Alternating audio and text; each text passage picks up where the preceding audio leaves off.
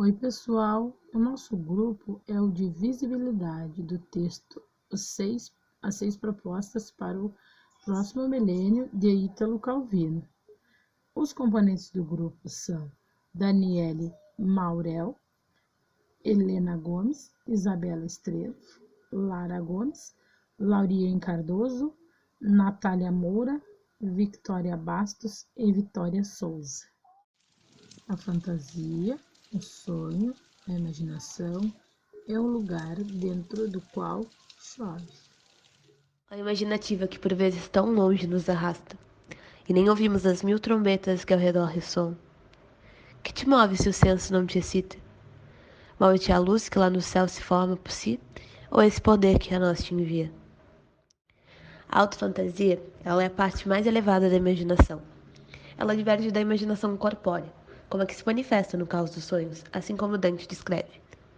São essas visões que vão progressivamente interiorizando em nós, criando uma representação, ao situar visões na mente sem fazê-las passar pelo sentido, pela verdade. A fantasia precede ou acompanha a imaginação verbal, tendo seu ponto de partida onde a chegada está previamente determinada, abrindo um campo de possibilidades infinitas de aplicação de fantasia individual. Ela toma forma também como sendo uma espécie de máquina, levando em conta todas as combinações possíveis, escolhendo as que obedecem a um fim, ou simplesmente as que são mais interessantes ou agradáveis a gente. No texto, o Calvino cita alguns processos imaginativos. Um deles fala sobre ir da palavra à imagem. E nesse é como quando a gente lê um livro. Lemos as palavras e as transformamos em imagens. Pensemos então no livro de Dom Casmurro.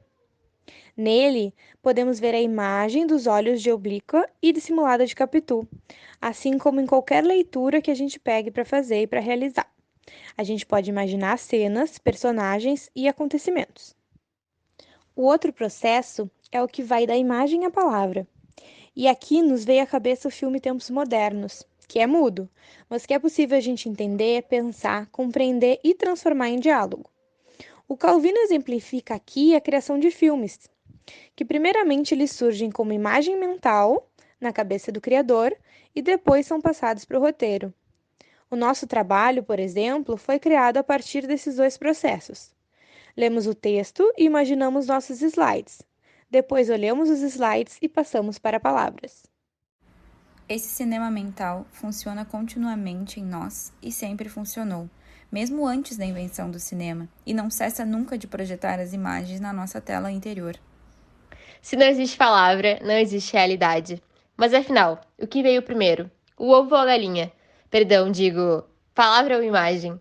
É inimaginável viver em uma realidade onde não existem conceitos, palavras que representam aquilo que queremos expressar, ver.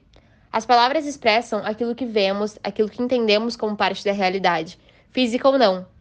Parece real somente quando conceituamos. É impossível pensar em algo que não tem um conceito que o descreva. Tenta aí. Não dá, né? Tudo aquilo que nos rodeia, que é real, é palavra ao mesmo tempo que é imagem. Mas o que é esse real? Fácil. É aquilo que eu consigo conceituar, imaginar e enxergar. Aquilo que se apresenta visível. E ainda que esses conceitos sejam gerais, eles estão carregados de subjetividades e interpretações. Exemplo disso é o livro O que é Realidade, de João Francisco Duarte Júnior, que discute justamente as diferentes formas de enxergarmos, entre aspas, as mesmas realidades. Por exemplo, uma flor. Quando falamos a palavra flor, pensamos em flores diferentes, com diferentes perfumes, formatos, cores, mas ainda assim uma flor. Então, discutir o que surgiu primeiro, palavra ou imagem, ainda que pareça interessante, é uma discussão que nos provoca tanta confusão quanto discutir quem veio primeiro, o ovo ou a galinha. A realidade real não existe, na verdade, né? Sempre é um olhar, né? Sempre o olhar é condicionado, né? Então, igual o olhar do homem, né? Vê o mundo de um jeito, dos animais vê de outro, né? A gente tem a ilusão de pensar que o cachorro, né? Quando reproduz no filme, é coisa como se o cachorro estivesse vendo igual a gente, mas não é, né? Cada experiência de olhar é um limite, né? A gente não conhece as coisas como elas são, né? É só mediado pela nossa experiência.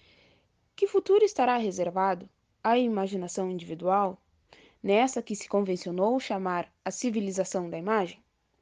O poder de evocar imagens continuará a desenvolver-se numa humanidade cada vez mais inundada pelo dilúvio das imagens pré-fabricadas?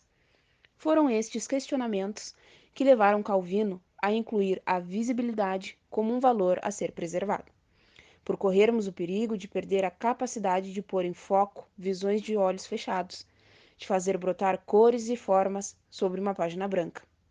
Dar visibilidade às imagens produzidas a partir do que reverbera do nosso fantástico com o reflexo das imagens que chegam até nós. Com o intuito de contemplar o que tem sido abordado até então, trazemos algumas citações do livro Imagens de Controle, de Patricia Hill Collins. A cultura nos fornece um emaranhado de imagens que chegam a nós repletas de significados e assim compõem os nossos discursos e a nossa visão de mundo.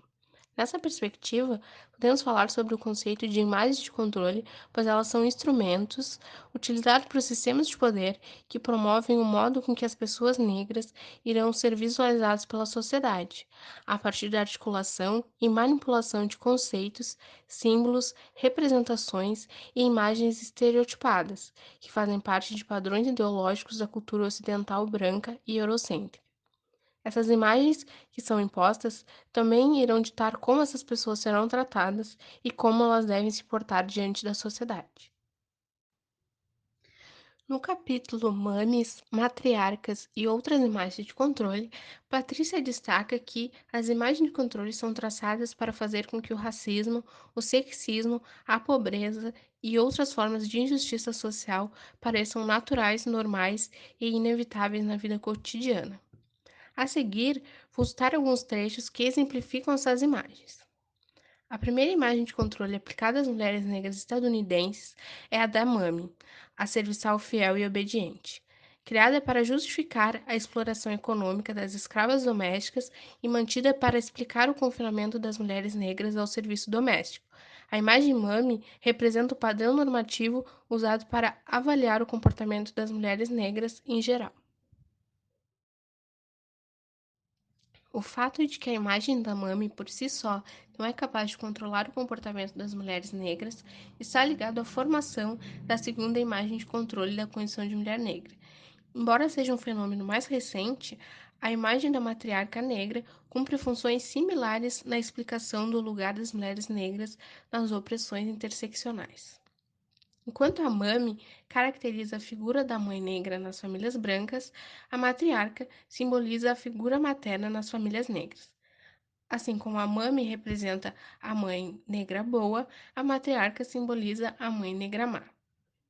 Uma terceira imagem de controle da condição de mulher negra é definida externamente, a da mãe dependente do Estado, que parece vinculada ao acesso cada vez maior das mulheres negras da classe trabalhadora aos direitos providos pelo Estado de bem-estar social nos Estados Unidos.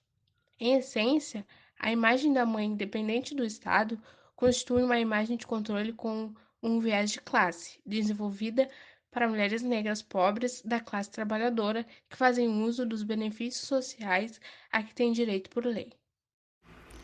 A visibilidade aqui se faz num ponto inicial de imagem, de senti-la e encará-la de maneira múltipla e articulada com si e com o outro. Agora, pensando a imagem como construtiva ou parte do ser, da subjetividade, da representação que ela carrega, quais são as imagens que nos permeiam? E quem atribui o significado da imagem que enxergamos? Se concluirmos que a produção da subjetividade parte de um eixo universal e que sofremos influências por estarmos inseridos num sistema que visa a acumulação de capital e a docilização dos corpos, podemos pensar a imagem como não só uma representação, mas sim como uma delimitação de subjetividades. É a imagem, ou o conglomerado delas, que domina a nossa percepção.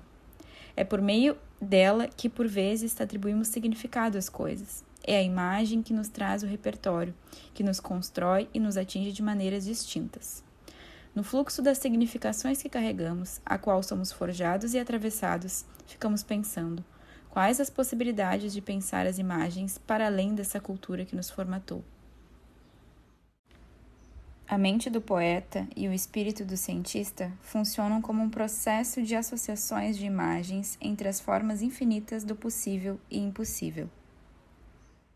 Calvino, em sua escrita, perpassa a imaginação em dois polos. A imaginação como instrumento de saber, que é uma imaginação que pode coexistir e até ser coadjuvante do conhecimento científico, de modo a auxiliar o cientista na formulação de suas hipóteses. Aqui ela é mais racional e objetiva. E a imaginação como comunicação com a alma do mundo, que é uma imaginação extra-objetiva que ajuda a atingir um conhecimento extra-individual. Apesar de trazer essas duas definições, Calvino afirma não se encaixar em nenhuma e conceitua a imaginação novamente.